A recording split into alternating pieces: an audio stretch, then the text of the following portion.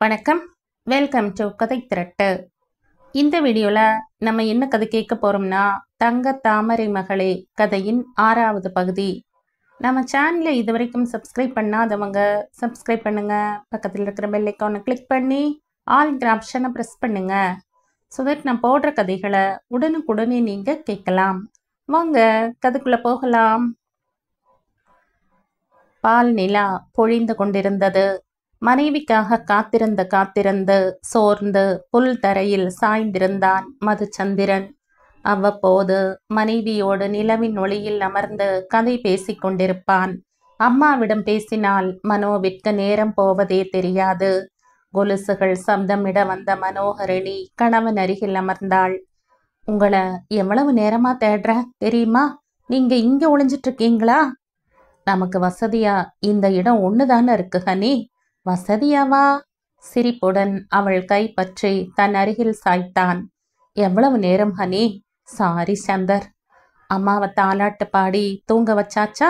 இனி என் பக்கத்திலேயே இருப்பியா? அத்தை போன ஜென்மத்துல நிறைய புண்ணியம் பண்ணியிருக்காங்கன்னு நினைக்கிறேன். அதான் இப்படி அம்மாவை தாலாட்டுற அற்புதமான பொண்ணை ஆண்டவன் கொடுத்துருக்கான். ஹனி, மனோகரணி விழிகளில் நொடியில் கண்ணீர் துளிகளை சிதறவிட்டன. எதுக்கட அழற ஹனி? இங்க பாரு. துடைக்க துடைக்க வடியும் கண்ணீரை கண்டு பதறினான். சாரி ஹனி, நான் எதுவும் பேசல, நீ அழாத. அணை உடைத்து பாயும் வெள்ளமும் மனம் உடைந்து பாயும் கண்ணீரும் கட்டுப்படுத்த இயலாதது. அம்மா அம்மா பாவம் சந்தர். அழாத குட்டி, உன் சந்தர் சொன்னா கேட்பதானா? தன் மார்பில் சாய்த்து தேம்புபவளை தேற்ற முடியாமல் திணறினான். ஏதோ கொஞ்ச நேரம் பேசிக்கொண்டிருக்கலாம் என்று நினைத்தால் இப்படி உளறி கெடுத்து விட்டாயே சந்திரா. கடவுள் என் அம்மாவை எந்த குறையும் இல்லாமத்தான் படைச்சிருக்கார் சந்தர். என்னாலதான் அம்மாவுக்கு காது கேட்காம போச்சு. இந்த பாவியாலதான். அம்மா பாவம் தான் பண்ணியிருக்காங்க. அந்த மிருகத்திடமிருந்து மகளை காக்கும் முயற்சியில் தனது கேட்கும் திறனை இழந்தாரா? அந்த அரக்கனை நான் அப்பான்னு சொல்ல மாட்டேன். சொல்ல வேண்டாம் குட்டி, நீ அந்த ஆளை அப்பான்னு சொல்ல வேண்டாம். அந்த அரக்கன்தான் குழந்தை வேண்டாம்னு சொல்லி என் அம்மாவை அடிச்சு அம்மாவுக்கு அப்ப இருந்துதான் காது கேட்கறது இல்லை சந்தர். நான் அம்மாவை பிடிச்ச சாபம் சந்தர். கருவில் இருக்கும்போதே என் அம்மா வாழ்க்கையை அழிச்ச பாவி. வேண்டாம் ஹனி, இப்படியெல்லாம் பேசாத. அவனோட அரக்கத்தனத்துக்கு நீ எப்படி பொறுப்பாவ? அம்மா என்கிட்ட சாமிக்கு அம்மா மேல கோபம். அதான் அம்மாவுக்கு காது கேட்கறது இல்லைன்னு சொல்லுவாங்க சந்தர். மனோகரணி ஓவென்று கதறி அழ அவள் தலையை தடவியவாறே நெடுநேரம் அமர்ந்திருந்தான் அவன். 6 வருடத்திற்கு முன்பும் அம்மா எதுவும் கூறவில்லை. இப்போது திருமணத்திற்கு முன்பும் மனோவின் கடந்த காலம் குறித்து பேசவில்லை. சந்திரா, மனோவுக்கு அப்பா அன்பு கிடைக்கல, அம்மா கூடவும் இருக்க முடியல. நிறைய கஷ்டப்பட்டுட்டா. நீ அவளுக்கு எல்லாமா இருந்து அன்பு காட்டணும். தாயின் வார்த்தைகள் காதில் எதிரொலிக்க அழுது ஓய்ந்து அப்படியே தூங்கிவிட்டவளின் முகத்தை நிமிர்த்தி நெற்றியில் முத்தமிட்டான். சாரி குட்டி, நானே உன்னை அழ வச்சிட்டேன். என்னை மன்னிச்சிடு ஹனி. குளிர் அதிகரிக்க மனைவியை கையில் ஏந்தி கொண்டு அன்பாலயத்தை விடுத்து மனோகரணியின் தாயிடம் சென்றான் மதுச்சந்திரன். அத்த விழித்திருந்த மரகதமணி உடனே கதவை திறந்தார்.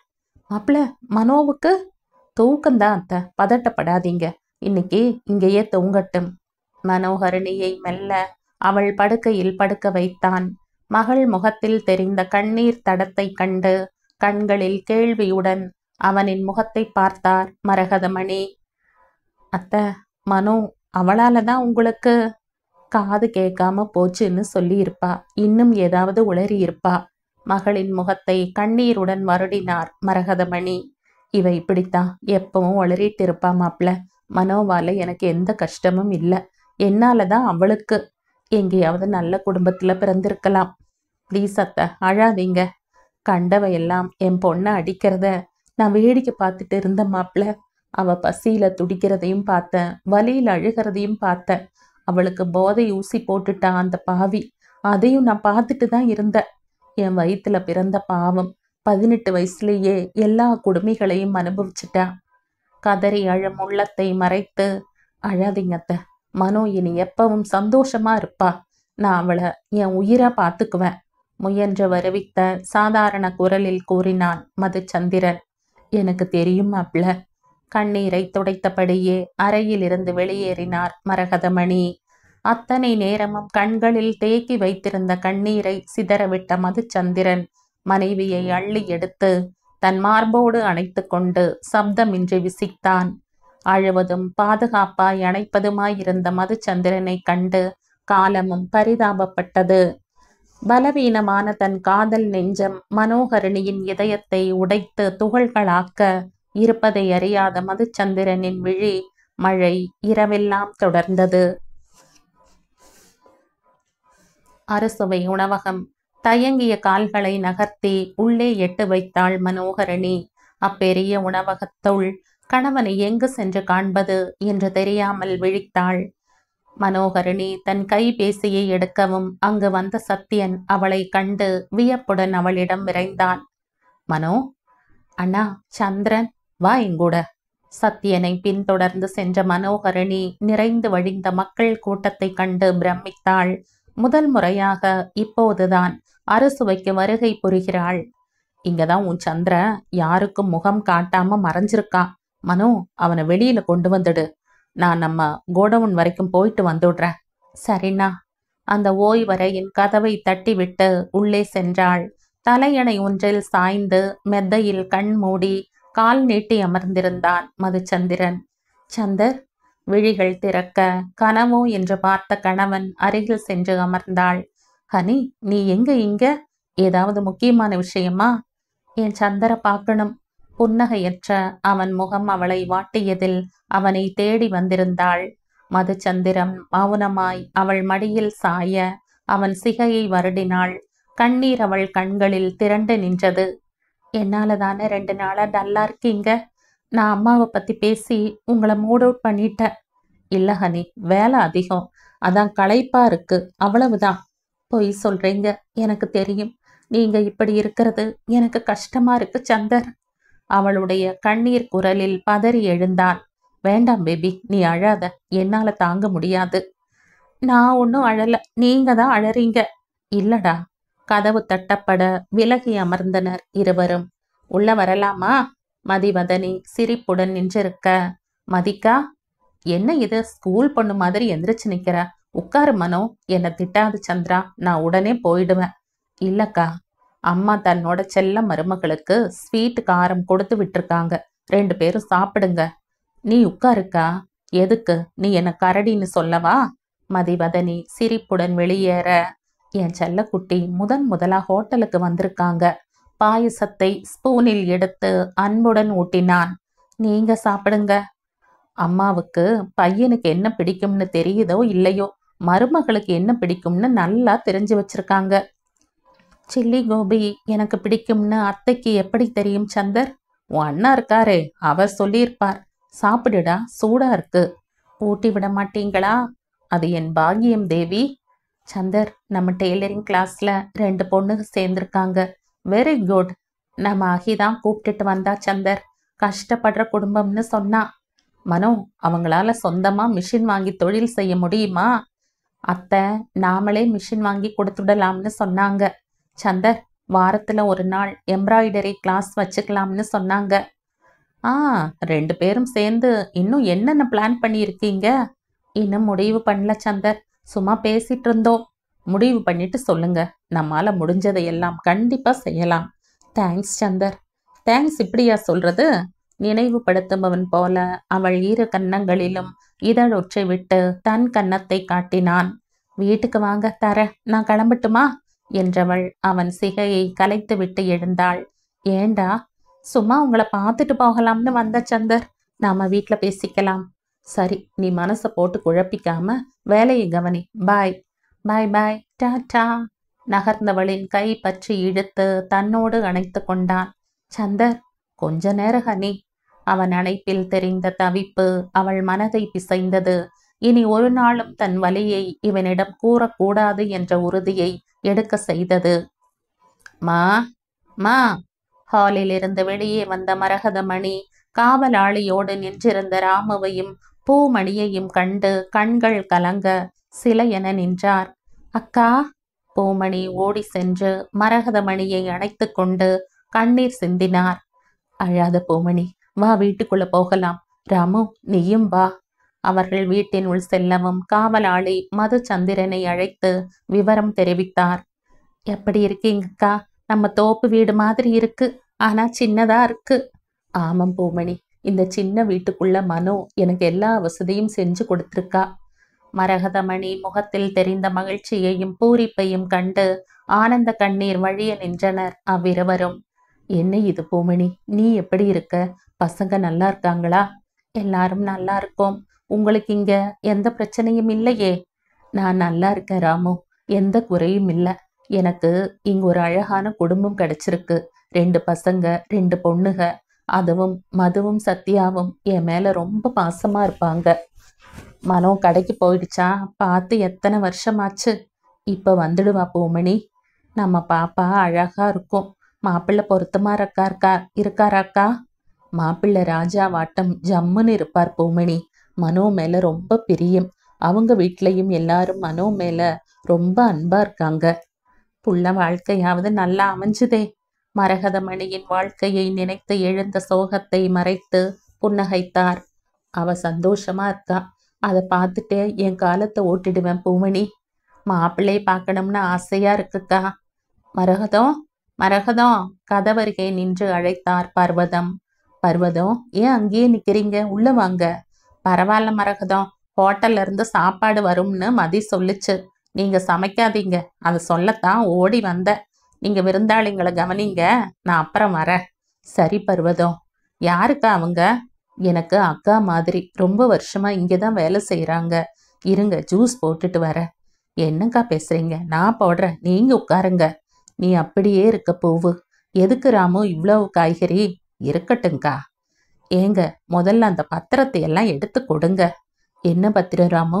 நம்ம தோப்பு வீட்டுல பழைய இரும்பு பெட்டியில இந்த பத்திரம் எல்லாம் இருந்துச்சுக்கா. பசங்க தான் பார்த்துட்டு நம்ம பாப்பா பேர்ல இருக்குன்னு சொன்னாங்க. நான் உடனே கொண்டு போய் கொடுக்க சொன்னேங்க்கா. இவர் தான் கேட்கல. நீங்க இருக்கிற இடம் அந்த பாவிகளுக்கு தெரிஞ்சிடும்னு சொல்லி மறுத்துட்டாரு. எப்ப கிடைச்சது ராமு? 4 வருஷம் இருக்கும்க்கா. அந்த பத்திரங்களை மெல்ல வருடினார் மரகதமணி. அம்மா தன் பேத்திக்காக நிறைய இடங்களை வாங்கி போட்டிருக்கிறார். ஏன் என்னிடம் ஒரு வார்த்தை கூட சொல்லவில்லை? இத்தனை பணத்தை வைத்து கொண்டு நகையை வைத்து வட்டி கட்டி பகலிரவு பாராது உழைத்து இனியாவது மனோ பணத்தை துரத்தி கொண்டு ஓடாமல் இருக்கட்டும். சட்டமிட்ட படத்தினில் சிரித்த தன் தாய் தந்தை முன் அப்பத்திரங்களை வைத்தார் மரகதமணி. பெற்றோர் நினைவில் அவர் விழிகள் வழிந்தன. கோவையின் தெற்கு பகுதியில் அமைந்திருந்த எண்ணற்ற எழிலான கிராமங்களில் மயிலாம்பாறை என்ற சிறிய கிராமத்தில் செல்வ செழிப்பு மிக்க சிவகாமிக்கும் வரதராஜனுக்கும் பிறந்த செல்வ மகள் மரகதமணி.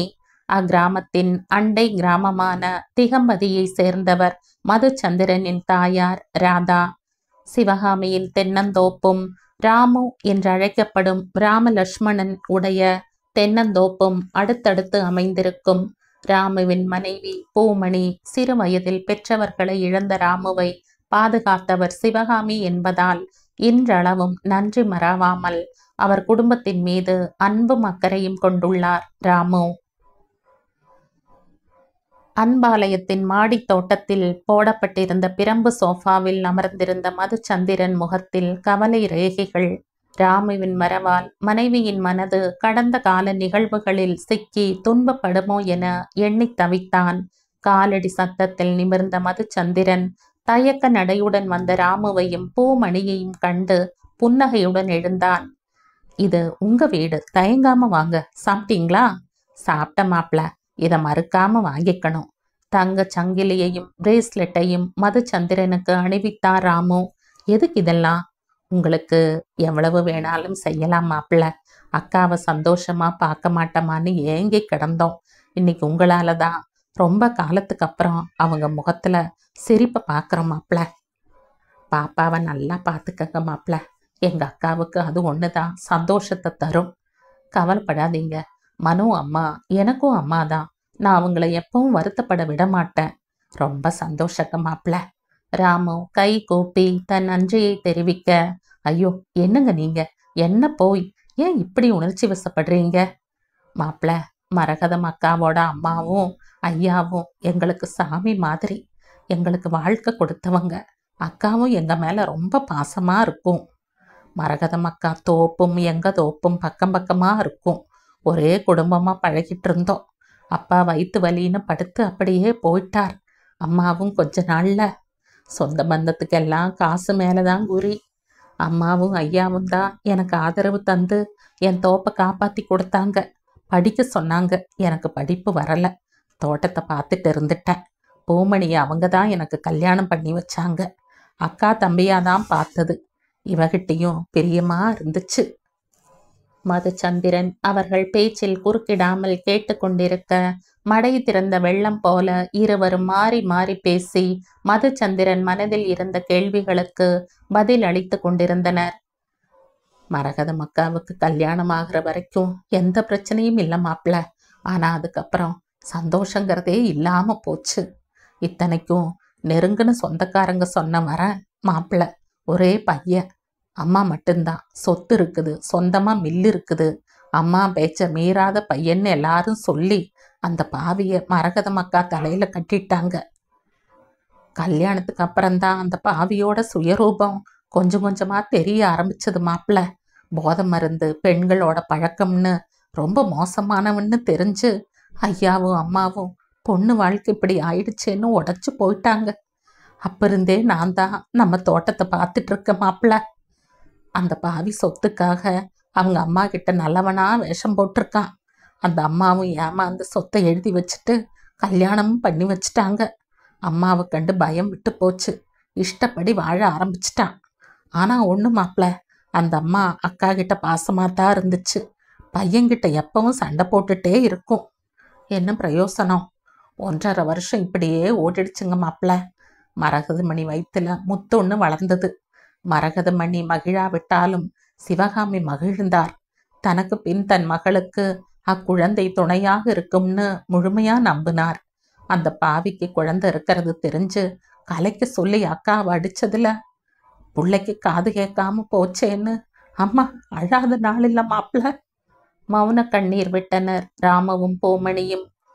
அக்கா தனக்கு குழந்தை மட்டும் போதும்னு அம்மா கூடவே இருந்துடுச்சு. அக்கா மாமியார் மட்டும் அடிக்கடி வந்து பார்த்துட்டு போவாங்க. ஐயாவும் அம்மாவும் பாப்பாவை பெரிய கான்வென்ட்ல சேர்த்து விட்டாங்க. அப்பப்போ போய் பார்த்துட்டு வருவாங்க. அக்கா போட்டோவிலேயே பார்த்துக்கும். ஐயா ஒரு நாள் தூக்கத்திலேயே போயிட்டார். அம்மாவும் அதுக்கப்புறம் ரொம்ப நாள் இருக்கல. அக்கா பாப்பா தான் உலகம்னு வாழ பழகிட்டாங்க. நாங்க நிம்மதியா இருந்தது அந்த விதிக்கு பொறுக்கலையோ. அந்த பாவி மறுபடியும் வந்து அக்காவோட பாப்பாவும் ரொம்ப கஷ்டப்பட்டுடுச்சு. ஆனா மாப்பிள, பாப்பா பாட்டி மாதிரி தைரியசாலி. அவங்க கிட்ட இருந்து மீண்டு வந்துடுச்சு. நடுராத்திரியில தோப்புல வந்து நின்னுச்சு பாருங்க. அன்னைக்கு அமாவாசை வேற. ராமுவின் உடலில் இப்போதும் ஒரு நடுக்கம் ஓடி மறைந்தது. இனி எங்களுக்கு கவலை இல்ல மாப்பிள, நீங்க பாத்துக்குவீங்க. அக்காவும் பாப்பாவும் பாதுகாப்பா சந்தோஷமா இருப்பாங்க. நாங்களும் நிம்மதியா இருப்போம். மனதை பல உணர்வுகள் ஆட்டுவித்த போதும் அவர்களுக்கு நம்பிக்கை அளிக்கும் விதமாக புன்னகைத்தான் மதுச்சந்திரன். நீங்க கொஞ்சம் ரெஸ்ட் எடுங்க, மனோ வந்துடுவா. நான் ஹோட்டல் வரைக்கும் போயிட்டு வந்துடுறேன். நன்றி விசுவாசம் பாசத்தால் நிரம்பி இருந்த ராமு பூமணி உள்ளத்தில் ஆனந்தமும் இணைந்தது. நேரம் நள்ளிரவை நெருங்கிக் கொண்டிருக்க உறக்கமோ மனோகரணியிடம் நெருங்கி வரவில்லை. அம்மா கடந்த காலத்தை நினைத்து வருந்துவாரோ? இருக்காது. மகிழ்ச்சியாகத்தான் காணப்பட்டார். ராமு அண்ணா சந்தரிடம் என்ன கூறியிருப்பார்? இந்த பூர்ணா 2 நாட்களுக்கு இந்த பக்கம் வராமல் இருந்தால் நன்றாக இருக்கும். தூங்கலையாக நீ? நீங்க இல்லாம தூக்கம் என் பக்கத்துல வரமாட்டேன்னு சொல்லுது சந்தர். வரமாட்டேன்னா சொல்லுச்சு. இனி வரும் பார். வழக்கம் போலவே அவளை தூக்கி சென்று படுக்க வைத்து இருவருக்கும் சேர்த்து போர்த்தி கொண்டு படுத்தான் மதுச்சந்திரன். கணவன் முகத்தில் தெரிந்த வருத்தம் மனோகரணி எதிர்பார்த்ததே. நீங்க இப்படி வருத்தப்பட்டுட்டே இருந்தா இந்த வீட்டோட சந்தோஷம் காணாம போயிடும் சந்தர். ஹனி அத்தை பேர்ல மட்டும் இல்ல, குணத்திலையும் விலை மதிக்க முடியாதவங்க. அத்தைக்கு ஏன் இப்படி ஒரு வாழ்க்கை அமையணும்? இதுதான் தலையெழுத்தா? தலையெழுத்தை தானே நொந்து கொண்டாக வேண்டும். அந்த ஆள் மறுபடியும் ஏன் வந்தாக நீ? அவ யாரு? நீங்க எப்படி இவங்க கிட்ட மாட்டினீங்க? மதுச்சந்திரன் சிகையை மெல்ல வருடி அவன் நெற்றியில் முத்தமிட்டாள் மனோகரணி. தூங்குங்க சந்தர், குட் நைட். எனக்கு தூக்கம் வராது கனி. தினமும் நான் கற்பனையில் பார்க்கிற காட்சிகளை என்னால தாங்க முடியல கனி, ப்ளீஸ். அவன் கெஞ்சல் குரலிலும் பார்வையிலும் தான் எடுத்த உறுதியை மறந்த மனோகரணியின் மௌன போட்டு உடைந்தது. கடந்த காலம் கண் முன்னே விரிந்தது. தனது 12ஆம் வகுப்பு தேர்வுகளை முடித்துவிட்டு தாயை காணும் ஆவலிலும் இனி தாயுடனே வசிக்கப் போகிறோம் என்ற மகிழ்ச்சியிலும் பயணத்தை மேற்கொண்ட மனோகரணி உற்சாக மனதோடு ஒரு மாலை வேளையில் தன் கிராமத்தை சென்றடைந்தாள். அம்மாளிகை வீட்டின் வாயில்கள் திறந்தே இருக்க புள்ளி மானாய் துள்ளல் நடையோடு வீட்டினுள் சென்றாள். அம்மா, அம்மா, எங்கிருக்கீங்கம்மா? ஏன் இந்த வீடு இத்தனை நிசப்தமாக இருக்கிறது? அம்மா அறை மாடியில்தானே? காற்றாய் அப்படிகளில் விரைந்தாள் மனோகரணி. வரிசையாக இருந்த அறைகளில் 4வது அறையில் கால் வைத்த மனோகரணியை அவள் கண்ட காட்சி உலுக்கியது. இளைத்து எலும்பு கூடாக இருப்பது அம்மாதானா? அவள் கையில் இருந்த ஜெர்கினும் கைப்பையும் நழுவியது. எங்க ஓடுற? தப்பிச்சு போகலாம்னு பாக்குறையா? உரத்த குரலில் கத்தி மரகத மணியை தள்ளிவிட்டாள் ஒருத்தி. அம்மா! 4 எட்டில் ஓடி சென்று தாயை தூக்கி நிறுத்தினாள் மனோகரணி. அதே வேகத்தில் தள்ளிவிட்டவளின் கன்னத்தில் மின்னல் வேகத்தில் 4-5 அறை வைத்தாள். அதன் பின்னே அவள் முகத்தை பார்த்தாள். அதீத ஒப்பனை, முகம் சுளிக்கும்படியான உடை. மனோகரணியின் முகம் அருவருப்பை அப்பட்டமாக காட்டியது. அதை கண்ட அவள் விழிகளில் எழுந்த வெறி உள்ளத்தை சில்லிட செய்வதாக இருந்தது. தெய்வம் குடியிருக்கிற வீட்டுல உன்ன மாதிரி அலங்கார பேய்க்கு என்ன வேலை? வெளியில போ! மனோகரணி அடித்ததிலும் அவள் பேச்சிலும் அவள் முகம் பயங்கரமாக மாறியது. உன்ன என்ன செய்யறம் பார்! அவள் பேச்சை அலட்சியப்படுத்திவிட்டு தன் தாயிடம் திரும்பினாள் மனோகரணி. அம்மா, உங்களுக்கு அடி. அம்மா, ஏமா அழறீங்க? அவ யாரம்மா? அவ எதுக்கா? நீ எதுக்கு தங்கம் இங்க வந்த? அம்மா, அம்மா நிறைய தப்பு பண்ணிட்ட மனோ. உங்ககிட்ட நிறைய பொய் சொல்லிட்டேன். என்னம்மா சொல்றீங்க? இவதான் டார்லிங் என்ன அடிச்சா. கொஞ்சம் குரலில் வராத கண்ணீரை துடைத்தபடி கூறியவளின் புறம் திரும்பிய மனோகரணியின் உலகம் ஸ்தம்பித்து போனது. நீ அழாத டார்லிங்! அந்த அற்பன் ஆவேசம் கொண்டு மனோகரணியை அறைந்ததில் உயிர் பிரிந்த உடலென தரையில் சாய்ந்தாள் மனோகரணி. ஐயோ, என் புள்ளை அடிக்காத! தடுத்த மரகதமணி ஓர் மூலையில் சென்று விழுந்தார். மனோகரணியிடம் ஓர் அசைவும் இல்லை, அலறலும் இல்லை, அடி வாங்கும் உணர்வும் இல்லை. மனோ, மனோ! வெகு நேரம் மரகதமணியின் அலறல் மட்டுமே அவ்விடத்தை நிறைத்திருந்தது. மனோகரணி விழிகள் செருகி மூடின. அடிப்பதை நிறுத்திய அம்மிருகம் பெல்ட்டை வீசிவிட்டு அவளுடன் சென்றது. அத்தனை நேரமும் பார்வையாளனாய் கதவருகே நின்றிருந்த ஒருவன் தரையில் கிடந்த மனோகரணியின் கைப்பையை எடுத்து அதிலிருந்த கைபேசியை எடுத்துக்கொண்டு கதவை பூட்டிவிட்டு சென்றான். தோளில் உணர்ந்த ஈரத்தில் கணவன் முகத்தை நிமிர்த்தி பார்த்தாள் மனோகரணி. எதுவும் பேசாமல் அவன் கண்ணீரை துடைத்து விட்டாள். அப்போதுதான் அடிபட்டது போல் அவள் கன்னத்தை வருடிய மதுச்சந்திரனின் கரம் அவள் தோள், கை, கால் எல்லாம் மெல்ல வருடியது. சந்தர்! விழிகளில் பெருகிய நீரோடு அவள் விழி நீரை துடைத்தான் மதுச்சந்திரன். அப்பா, அப்பா வெளிநாட்டுல வேலை செய்யறாங்கன்னு அவ்வளவு நாளும் நினைச்சிட்டு இருந்தேன் சந்தர். இனியா நரேனோட அம்மா அப்பா மாதிரி என்னோட அம்மா அப்பாவும் ஒற்றுமையா அன்பா இருப்பாங்கன்னு. எல்லாம் பொய்யா போச்சு சந்தர். பாட்டியும் அம்மாவும் என் மனசு கஷ்டப்படக்கூடாதுன்னு அப்பா வெளிநாட்டுல இருக்கிறதா என்ன நம்ப வச்சு நான் அப்பான்னு பேசுறப்ப எல்லாம் அவங்க எவ்வளவு வேதனைப்பட்டிருப்பாங்க. அம்மா பாவம் சந்தர்.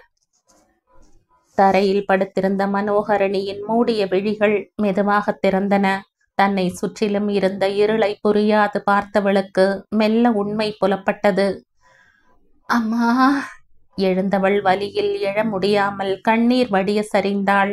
உடல் வலியில் துவள, உள்ளம் வேதனையில் துவள, சுருண்டு படுத்த மனோகரணியின் விழிகள் மட்டும் தொடர்ந்து பொழிந்தன. அம்மா, அம்மா, அம்மா. அரை மயக்கத்தில் இருந்தவளின் செவிகள் கதவு திறக்கும் ஓசையை கேட்டன. அதை தொடர்ந்து கையில் சுருக்கென்ற ஒரு வலி ஏற்பட்டதை உணர்ந்தாள் மனோகரணி. அவள் நினைவு தப்பியது. இருண்ட அவ்வறை போலவே அவள் வாழ்வும் இருண்ட பாதையில் அடி எடுத்து வைத்தது. துவண்டவள் துணிவின் துணை கொண்டு இருளை மின்னல் என கிழித்தெறிய எழுவது எப்பொழுது? சூரியன் தன் சுடும் கரங்களால் மனோகரணியை தொட்டு எழுப்ப முயன்றதில் ஒருவாறாக கண் விழித்தாள் மனோகரணி. அவள் பார்வை சுற்றிலும் சுழன்றது. இந்த அறை அம்மாவின் அறை அல்லவா? மர பீரோ, மரக்கட்டில், மேஜை. குளியலறை கதவில் நின்றது அவள் பார்வை. மெதுவாக எழுந்தவளால் நிற்க முடியாமல் போக சுவரில் சாய்ந்து தன்னை நிலைப்படுத்தி கொண்டவள் அச்சுவரை பிடித்தே ஒவ்வொரு அடியையும் எடுத்து வைத்தாள். உடல் முழுவதும் வலியில் நோக வேலை நிறுத்தம் செய்திருந்த கண்ணீர் மீண்டும் தன் பணியை தொடங்கியது. குளிர்ந்த நீரை பிடித்து பல முறை முகத்தில் அடித்த மனோகரணி தள்ளாடியபடியே வந்து கட்டிலில் அமர்ந்தாள். கதவு திறக்கப்பட்டது. Good morning darling. இவன் நான் வரும்போது சாலையில் என்னை கடந்து சென்றானோ? இவன் பார்வை அப்போதே சரியில்லை. கடவுளே, இவனும் இங்குதான் இருக்கிறானா? என் அம்மா எங்கே? பாவம், அவள் கன்னத்தை தொட அவன் கரம் நீள அதற்குள் மனோகரணியின் கரம் நீண்டு அவன் கன்னத்தை பதம் பார்த்தது. என்ன டார்லிங், உனக்கு வலியெல்லாம் தெரியக்கூடாதுன்னு எவ்வளவு அக்கறையா ஊசியெல்லாம் போட்ட? நீ என்னடான்னா இப்படி கை நீட்டுற? மனோகரணியின் உள்ளத்தில் பயம் தலை காட்டத் தொடங்கியது. ரெஜீஸ், ரெஜீஸ், ஊசி போட்டமா வந்தமான்னு இல்லாம என்ன பண்ணிட்டு இருக்க நீ? இல்ல மினி. ஏய், என் அம்மா எங்க? உன் தெய்வத்தை சொர்க்கத்துக்கு அனுப்பி வச்சுட்ட. என்ன வளர்ற? அத்தனை அடி வாங்கி உனக்கு புத்தி வரல? என்ன ஒரு அதட்டல் மிரட்டல்? ரெஜீஸ், கிளம்பு, போகலாம். கதவு மீண்டும் பூட்டப்பட்டது. கதவு வரை தட்டு தடுமாறி சென்ற மனோகரணி தரையில் விழுந்து மீண்டும் அரை மயக்க நிலைக்கு சென்றாள். மனோகரணிக்கு முழு நினைவும் வந்தபோது மாலையாகி இருந்தது. பலம் கொண்ட மட்டும் கதவை தட்டியும் தாயை அழைத்தும் சோர்ந்து கதவருகில் சாய்ந்தாள் மனோகரணி. அறையில் இருளின் ஆட்சி தொடங்கியது. மனோகரணி இருந்த அறையினுள் தள்ளிவிடப்பட்ட மரகதமணி பழக்கப்பட்ட இருளில் மகளை தேட கண்டு கொண்டவர் பார்வை அவசரமாக அவளை ஆராய்ந்தது. இந்த பாவிகள் என் மகளை எதுவும் செய்யும் முன் இங்கிருந்து தப்பிவிட வேண்டும். ஆனால் எப்படி? 1 மாதமாக இந்த அறையில்தான் சிறை இருக்கிறேன். தப்பும் வழி எதுவும் இல்லையே. சுருண்டு படுத்திருந்த மகளின் தலையை எடுத்து தன் மடியில் வைத்து கொண்டார் மரகதமணி. மூடி கிடந்த மனோகரணி விழிகள் கன்னத்தில் விழுந்த நீர்த்துளிகளால் திறந்தன. அம்மா. தாயின் ஸ்பரிசம் அங்கே இருந்த அவள் உணர்வுகளுக்கு உயிர் ஊட்டியது. என்ன மன்னிச்சுடு மனோ, இந்த பாவியால தான் உனக்கு இப்படி ஒரு நிலைமை. அந்த ஆள் ரொம்ப மோசமானவன் மனோ. அம்மா. அந்த பாவி என் காலில் விழுந்து கெஞ்சினா மனோ. பிச்சைக்கார மாதிரி கேட்டுக்கிட்டேயே நின்றுட்டு இருந்தா. மனோ, நான் ஏமாந்துட்டேன் மனோ. பணமெல்லாம் தீந்து போய் வந்திருக்கான்னு எனக்கு தெரியல மனோ. அவளை சொந்தம் யாரும் இல்ல, ஏதாவது வேலை வாங்கி கொடுத்துடலாம், கொஞ்ச நாள் இருக்கட்டும்னு சொல்லி நான் அதையும் நம்பின மனோ. திட்டம் போட்டு வந்திருக்காங்க. கொஞ்ச நாள் சாதுவா இருந்தாங்க. அப்புறம் வேலைக்காரங்க கிட்ட எல்லாம் சண்டை போட்டு அனுப்பிட்டாங்க. அக்கம் பக்கத்திலையும் யாரையும் வரவிடாம பண்ணி எனக்கு போதை ஊசி போட்டு வீடு பணம் எல்லாத்தையும் வாங்கிட்டு என் ரூம்லயே என்னை அடைச்சு வச்சுட்டாங்க மனோ. நீ ஃபோன் பண்ணப்ப என்னால சொல்ல முடியல மனோ. ராமு அண்ணா? ராமுவும் பூமணியும் அடிக்கடி வந்து பார்த்துட்டு தான் இருந்தாங்க மனோ. இவ ரொம்ப பேசிட்டா போல. பூமணி இவ போனதுக்கு அப்புறம் வரோம்னு சொல்லிட்டு போனா. 1 மாசமா வரல. இவங்களுக்கு வசதியா போச்சு. தகாத வார்த்தைகள் பேசி அம்மாவின் ஆதரவு கரத்தை வெட்டிவிட்டு தங்கள் திட்டத்தை நிறைவேற்றி இருக்கின்றனர். பாவம் அம்மா. இவர்கள் சூழ்ச்சி எல்லாம் அம்மாவிற்கு புரியாது. மதுச்சந்திரன் வேதனை படிந்த முகத்துடன் அவள் சொல்வதையெல்லாம் கேட்டிருந்தான். இப்படி ஒரு மனுஷனை நீங்க பார்த்திருக்க மாட்டீங்க சந்தர். அந்த ஆளுக்கு தேவை போதையும் பணமும் தான். நான் பிறக்கிறதுக்கு முன்னாடி ஊரை விட்டுட்டு போன ஆள் திரும்பவும் வந்தது பணத்துக்காக. ஒரு சின்ன ஆறுதல், என் அம்மா கிட்ட கை நீட்டாம இருந்திருக்காங்க, பட்னி போடாம இருந்திருக்காங்க சந்தர். ஆனா என்னால அவனை ஊசி போட விடாம தடுத்து அடி வாங்கி பட்டினி கிடந்து. அம்மா பாவம் சந்தர். அந்த பேய் என்னை போதை மருந்துக்கு அடிமையாக்கணும்னு நினைச்சா. ஆனா அவனுக்கு என்ன வச்சு பணம் சம்பாதிக்கணும்னு ஆசை வந்துடுச்சு சந்தர். அதிர்ஷ்டவசமா சொத்தோட ஒரு அழகான மானும் கிடைச்சிருக்கு. எதையும் யோசிக்காம இப்படி அடிச்சு போட்டுட்டியே மினி. அவன் என்னை எப்படி அடிச்சான்னு பார்த்ததானே? நான் பேயாம். கோபத்தை விடு, நமக்கு வர லாபத்தை பத்தி யோசி. உன் திட்டம் என்ன ரஜீஸ்? நம்மால இங்க அதிக நாள் இருக்க முடியாது மினி. சென்னை தான் வசதிப்படும். இந்த பொண்ணை ரொம்ப நாள் வச்சிருக்க முடியாது. அவ போனை நான் தூக்கி போட்டுட்டேன். ஆனா அவளை தேடி நிச்சயம் யாராவது வருவாங்க. அதுக்குள்ள நாம இங்கிருந்து போயிடணும். எனக்கு மட்டும் இந்த காட்டுல இருக்கணும்னு ஆசையா என்ன? பணத்துக்கு எங்க போறது? இப்ப இருக்கிற பணம் எத்தனை நாளைக்கு வரும்? இந்த வீட்டை உடனே விற்க முடியாது. நிறைய பிரச்சனைகள் வரும். நீ இங்கிரு, நான் அந்த பொண்ணை கூட்டிட்டு போறேன். அவ உடனே உங்கூட வந்துருவா பாரு. அவ இந்த வீட்டை விட்டு வெளியில போனா நம்ம கதை அதோட முடிஞ்சது. அவ அம்மா நம்ம கையில இருக்கிறத மறந்துட்டியா மினி? அந்த கிழவன் பொண்ணு பாசத்துல ஏதாவது பிரச்சனை பண்ணா அவனுக்காவது பாசமாவது. உன் பொண்ணை சினிமாவில் நடிக்க வைக்கிறேன்னு சொல்லி பாரு, சந்தோஷமா தலையாட்டுவான். இப்ப என்ன செய்யறது? முதல்ல மருந்தை நிறுத்து, மயக்கம் தெளியட்டும், அப்புறம் சாப்பாடு கொடு. அடுத்தது என்னன்னு சொல்றேன். ரெஜீஸும் மினியும் சென்னை வாசிகள். பெரிய திரையில் குழு நடனங்களில் ஆடியவர்கள். இப்போது பணம் இருப்போரிடம் ஒட்டிக்கொண்டு வாழ்க்கை நடத்துபவர்கள். சுவரில் மோதியதால் வீங்கி இருந்த தாயின் நெற்றியை தொட்டு பார்த்தாள் மனோகரணி. உன்னை இந்த பாவிகிட்ட இருந்து காப்பாத்துறதுன்னு எப்படி காப்பாத்துறதுன்னு எனக்கு தெரியலையே மனோ. கவலைப்படாதீங்கம்மா, நாம சீக்கிரமே இங்கிருந்து தப்பிச்சு போயிடலாம். எப்படி மனோ? மனோகரணி அவ்வறைக்குள் அங்கும் இங்கும் நடந்து பார்த்தாள். தப்பிக்கும் வழி கதவு ஒன்றுதான். இந்த ஜன்னல் பகல் இரவை அறிய மட்டுமே உதவும். மர பீரோவை திறந்து பார்த்தாள். பட்டு புடவைகள் நிறைந்திருந்தன. கடைசி தட்டில் கனமான பித்தளை தட்டொன்று சாய்த்து வைக்கப்பட்டிருந்தது. இந்த தட்டு ஏமா இங்கிருக்கு? அம்மா பாத்திரத்துல எல்லாம் உன் பேர் பதிக்க கொடுத்துருக்காங்க மனோ. இந்த தட்டுல உன் பேரை முழுசா அடிக்காம விட்டுட்டாங்க. அம்மா பார்த்தா திட்டுவாங்கன்னு தனியா எடுத்து வச்ச. தாயின் பேச்சை கேட்டபடியே நடந்தவளுக்கு அறையின் ஓர் மூலையில் கிடந்த பெல்ட் தட்டுப்பட அதன் அருகில் கிடந்த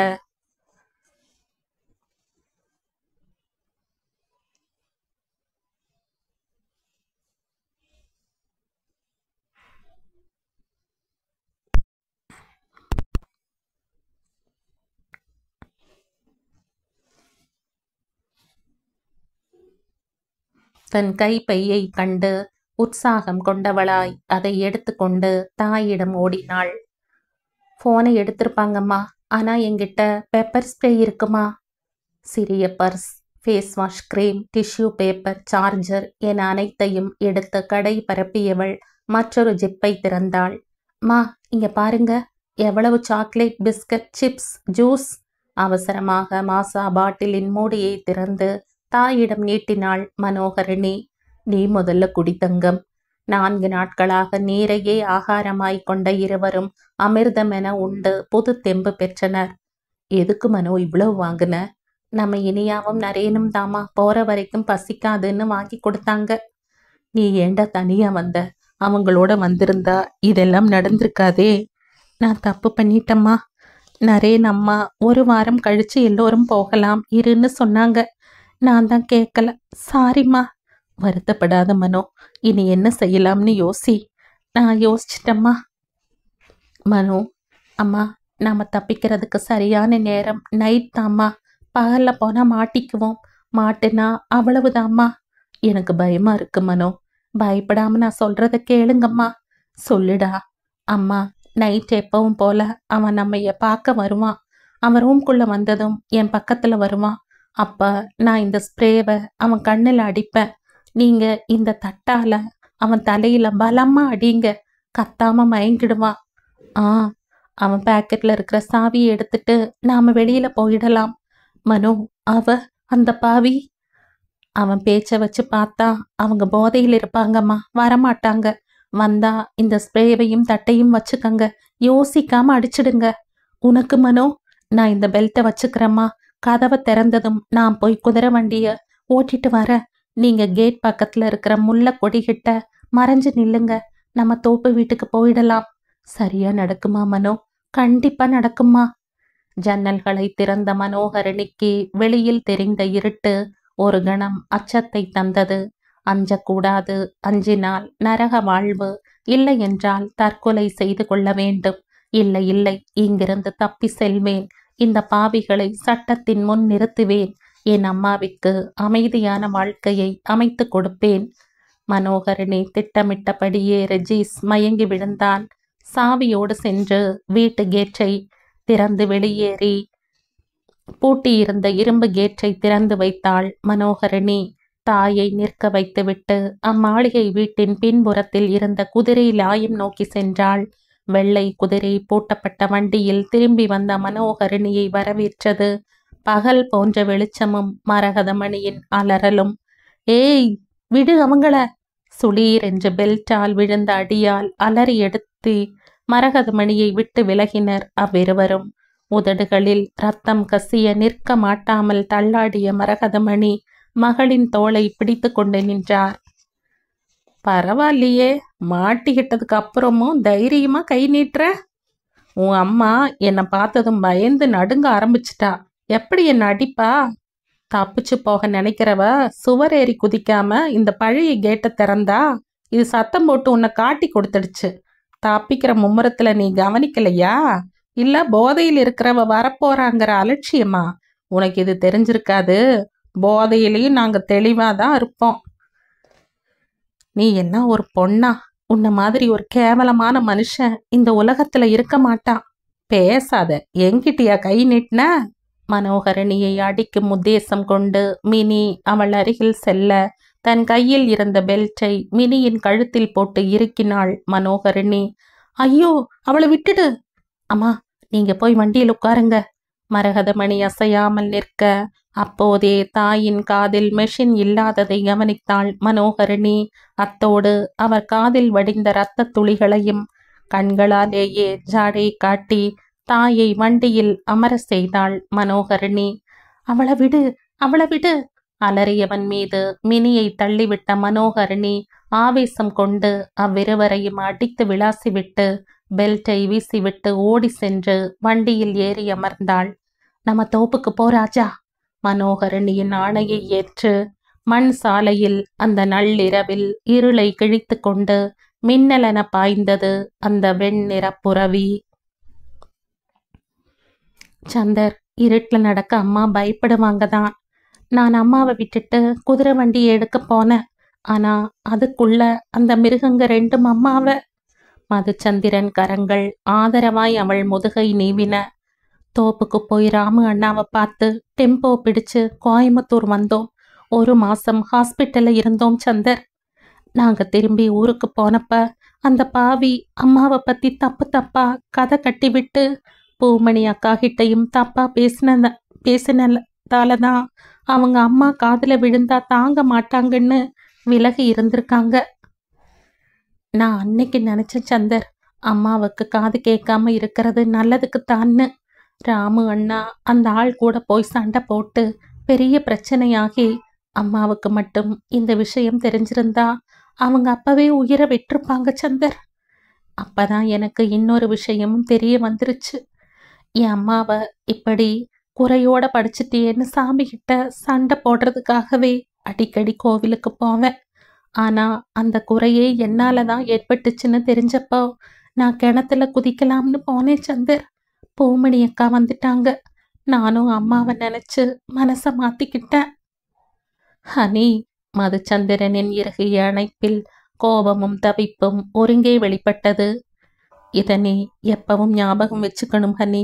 அம்மாவுக்கு காது கேட்காம போனதுக்கோ அப்புறம் நடந்த மற்ற பிரச்சனைகளுக்கோ எந்த விதத்திலையும் நீ காரணம் இல்லை. இல்லை, நான் தான் காரணம். நான் பிறந்த நேரம்தான் காரணம். அந்த அம்மா அப்படித்தான் சொன்னாங்க. இந்த புள்ள என்ன நேரத்துல பிறந்ததோ இந்த குடும்பமே சீரழிஞ்சு போச்சு, இந்த வீட்டை பிடிச்சு சாபம்னு. இல்லடா, அப்படியெல்லாம் இல்ல. அவங்களோட கெட்ட புத்திக்கு நீ எப்படி பொறுப்பாவ? அதையெல்லாம் நீ நினைக்காத ஹனி. மனோகரணி அவன் பேச்சை உணராமல் தொடர்ந்து பேசிக் கொண்டிருந்தாள். அம்மா தோப்ப வித்துட்டு எங்காவது போயிடலாம்னு சொன்னாங்க. ஆனா எனக்கு மனசு வரல. பாட்டி ஞாபகமா இந்த ஒரு சொத்தாவது இருக்கட்டும்னு நினைச்சேன். அம்மா தோப்பு வீட்டுல நகையை வச்சிருந்ததுனால நகை பத்திரமா இருந்துச்சு. நகையை வச்சு ஏதாவது பண்ணணும்னு யோசிச்சுட்டு இருந்தப்பதான் ராமு அண்ணா ராதாம்மாவை பத்தி, அவங்க நிறைய பெண்களுக்கு உதவி பண்றத பத்தி சொன்னார். ராதாம்மா எனக்கும் உதவுவாங்கன்னு உங்க தோட்டத்துக்கு போனப்ப அந்த பாவிக மறுபடியும் வந்துட்டாங்க சந்தர். இருபுறமும் அடர்ந்த மரங்கள் நின்றிருக்க மண் சாலையில் நடந்து கொண்டிருந்த மனோகரணி உள் உணர்வு உந்த திரும்பி பார்த்தாள். யாராவது வர்றதுக்குள்ள சீக்கிரம் போய் அவளை தூக்கிட்டு வாங்க. மூவரும் குதிரை வண்டியுடன் நின்றிருந்தனர். மினியின் விழிகளில் தெரிந்த வெறியை மிஞ்சிய சினம் மனோகரணியின் விழிகளில் கொப்புளித்தது. சுற்றிலும் சுழன்ற மனோகரணியின் இதழ்கள் புன்னகை கொண்டன. இனிமேல் உங்க வாழ்க்கையில எங்க ஞாபகமே வரக்கூடாது சொல்லியவள் நொடி பொழுதில் கற்களை எடுத்து மரத்தில் இருந்த தேன் கூட்டில் விட்டெறிந்து விட்டு அருகில் இருந்த மாந்தோப்பிற்குள் ஓடி மறைந்தாள். ஹனி, உனக்கு? எனக்கு எதுவும் ஆகல சந்தர். அம்மா பயந்து அடம் பிடிச்சாங்க. அம்மாவோட நிம்மதியும் பாதுகாப்பும் தான் முக்கியம்னு அந்த ஃப்ராடுகளுக்கு தண்டனை வாங்கி கொடுக்கணுங்கிற எண்ணத்தை மறந்துட்டு உடனே கிளம்பி இங்க வந்துட்டோம். அவ்விடத்தில் ஒரு பலத்த நிசப்தம் நிலவியது. கடவுளே, என் வாழ்க்கை பாதையில் மலர் தூவி வைத்த நீ என் மனோவின் பாதையில் ஏன் முள் தூவி வைத்தாய்? என் மனோவின் வாழ்வில் இருள் சூழ செய்தாய் என நிந்திப்பதா? சூழ்ந்த இருளை உடனே விலக்கி விட்டாய் என நன்றி சொல்வதா? எத்தனை மோசமான மனிதர்கள்! அடுத்தவர் பொருள் மீது எத்தனை ஆசை, எத்தனை அதிகாரம்! இன்னொரு உயிரை வருத்தும் இவர்கள் மனிதர்கள் தானா? மதுச்சந்திரனின் முகம் அவன் மனதில் நடக்கும் போராட்டத்தை எடுத்துரைக்க தன் கடந்த கால நினைவுகளை உதறிவிட்டு கணவனிடம் நெருங்கி படுத்தாள் மனோகரணி. சந்தர், நான் சொன்னதையெல்லாம் நீங்க உடனே மறந்துடணும். உங்களை கஷ்டப்படுத்திக்க கூடாது. இல்ல ஹனி, நாம இதையெல்லாம் மறந்துடலாம். எதிர்காலத்தை பத்தி மட்டும் யோசிக்கலாம். மனைவியின் நெற்றியில் மிருதுவாய் இதழ் ஒற்றி அவளை அணைத்து கொண்டான் மதுச்சந்திரன். காலை வேளையில் அன்பாலயத்தின் தோட்டத்தில் அமர்ந்திருந்தனர் மனோகரணியும் ராமுவும். அம்மாவையும் உன்னையும் இவ்வளவு சந்தோஷமா பாப்போம்னு நான் நினைக்கவே இல்லை பாப்பா. மனோகரணி புன்னகையையே பதிலாக தந்தாள். நம்ம தோப்போட இத்தனை வருஷ கணக்கையும் கொண்டு வந்திருக்கேன், எடுத்துட்டு வரட்டுமா பாப்பா? பசங்க பணத்தை எடுத்துட்டு போக வேண்டாம்னு சொல்லி செக் எழுதி கொடுத்துருக்காங்க. இருக்கட்டும்னா அப்புறம் பாக்குற. பாப்பா, தயங்காம சொல்லுங்க. நம்ம வீட்டை வித்துட்டாங்க பாப்பா. 5 வருஷமா வீட்டை விற்க விடாம பாத்துக்கிட்டேன். ஆனா அந்த ஊட்டிக்காரர்கிட்ட என் பேச்சு எடுபடல. பரவாயில்லண்ணா, நான் பாத்துக்கிறேன். நீங்க ஊரை விட்டு வந்த 5-6 மாசத்துலயே அவங்களும் கிளம்பிட்டாங்க பாப்பா. வீட்டை விற்கிறதுக்கு மட்டும் அப்பப்ப வந்துட்டு போயிட்டு இருந்தாங்க. வீட்டை வித்த பணம் என்னாச்சுன்னே தெரியல. பக்கத்து கிராமத்துல சின்ன வீட்டுல இருக்கிறத பார்த்தேன். கூலி வேலைக்கு போறாங்க. தினமும் வீட்டுக்குள்ள அடிதடிதான்னு கேள்விப்பட்டேன். நம்பும்படி இல்லையே. அந்த ஆள் எப்படி? அவள் பணம் இல்லாமல் எப்படி இருக்கிறாள்? அந்த இன்னொருவன் என்ன ஆனான்? அவன் முகத்தை பார்க்கணுமே பாப்பா. அம்மா போட்டு தழும்பாகி பார்க்கவே வெகாரமா இருக்குது. அதான பார்த்த. இவளுக்கு ஜால்ரா போட்டு ஒருத்தர் இருப்பானே, அவன் டெம்போ ஓட்டுறதா சொன்னாங்க பாப்பா. ஓட்டட்டும் ஓட்டட்டும். அடுத்தவர் ரத்தத்தை உறிஞ்சி வாழும் மட்டைகள். இன்னொரு விஷயம் பாப்பா, அந்த ஆள் கொஞ்ச நாளாவே என்னை அடிக்கடி பார்க்க வர்றான். திருந்துட்டேன் மன்னிச்சுடுன்னு அழறான். நீங்க எங்க இருக்கீங்கன்னு விசாரிக்கிறான். நான் எதுவுமே சொல்லல பாப்பா. அதை விட என் பொண்டாட்டி நல்லவா, நான் அவன் மேல வீண் பழி போட்டுட்டேன்னு பாக்குறவங்க கிட்டெல்லாம் சொல்றான். நாடகம் பலமாக இருக்கிறதே. இந்த காலம்தான் மனுஷனை எப்படியெல்லாம் மாத்துது பாப்பா. அண்ணா, விஷத்தோட தன்மை எப்பவும் கொல்றதுதான், அது மாறாது.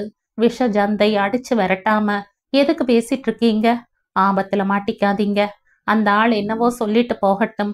அம்மாவுக்கு தன் மேல விழுந்த பழி தெரியாத மாதிரி பாவ மன்னிப்பு நாடகமும் தெரியாமலேயே இருக்கட்டும். சரி பாப்பா, பேரூர் போகணும்னு சொல்லிட்டு இருந்தீங்க. நம்ம கார்லயே போயிட்டு வாங்க. எதுக்கு பாப்பா கார் எல்லாம்? அவ்வளவுதான். உங்க மாப்பிள்ளை கிட்ட யார் திட்டு வாங்குறது? சும்மா சொல்லாத வாப்பா. நாங்க தான் 2 நாளா பாக்குறோமே. மாப்பிள்ளை உன் மேல எவ்வளவு பிரியமா இருக்காரு. இரவு உணவை சத்தியனுக்கு பரிமாறிக் கொண்டிருந்தாள் மதிவதனி.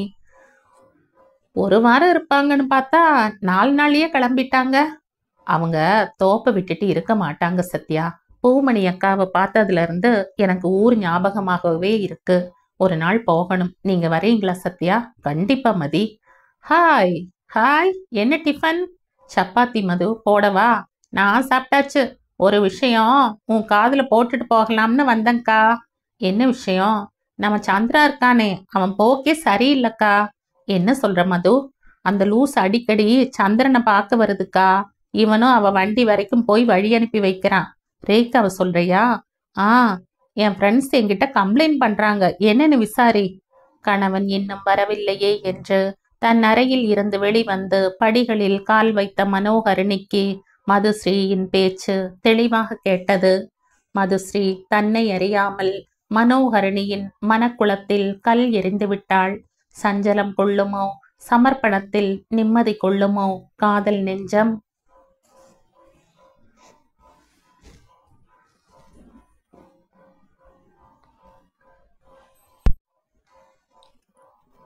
இந்த கதையின் தொடர்ச்சியை அடுத்த பதிவில் கேட்கலாம். நன்றி.